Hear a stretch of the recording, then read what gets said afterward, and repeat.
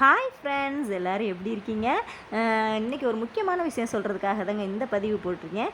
என்னென்னா, நாளைக்கு உங்களுக்கு எல்லாருக்குமே தெரியும் அமாவாசைன்னு சொல்லிட்டு. ஆனால் இன்றைக்கி புதன்கிழமையே 7:55 ஈவினிங் 7:55க்கெலாம் ஸ்டார்ட் ஆகிடுது. நெக்ஸ்ட்டு நாளைக்கு வியாழக்கிழமை 6:45க்கெலாம் முடிஞ்சிருதுங்க. ஸோ நீங்கள் வந்து அமாவாசைக்கு முன்னோர்களை வழிபடுவீங்க அப்படின்னா நாளைக்கு டேவை யூஸ் பண்ணி நீங்கள் விரதம் இருந்து வழிபட்டுக்கலாம். நெக்ஸ்ட்டு இன்னும் குலதெய்வம் கோயிலுக்கு போனீங்கன்னா இன்னும் ரொம்ப சிறப்புங்க.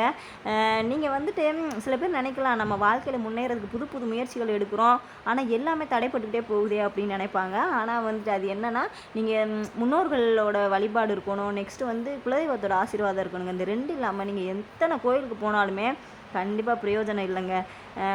அதனால தான் சொல்கிறேன், இந்த ரெண்டுமே நீங்கள் வந்து வழிபட்டதுக்கு அப்புறம் தான் நெக்ஸ்ட் எங்கேனாலும் போனீங்கனாலுமே அந்த இறைவன் வந்து ஆசீர்வாதம் கொடுப்பாராம். அதனால் சப்போஸ் வந்துட்டு உங்கள் மாமனார் மாமியார் உங்கள் கூட இருக்காங்க அப்படின்னா அவங்கள ரொம்ப பத்திரமா பார்த்துக்கோங்க. அவங்க ஆசீர்வாதம் ரொம்ப ரொம்ப இம்பார்ட்டன்ட்ங்க. ஓகே ஃப்ரெண்ட்ஸ், தேங்க்ஸ் ஃபார் வாட்சிங். பாய்.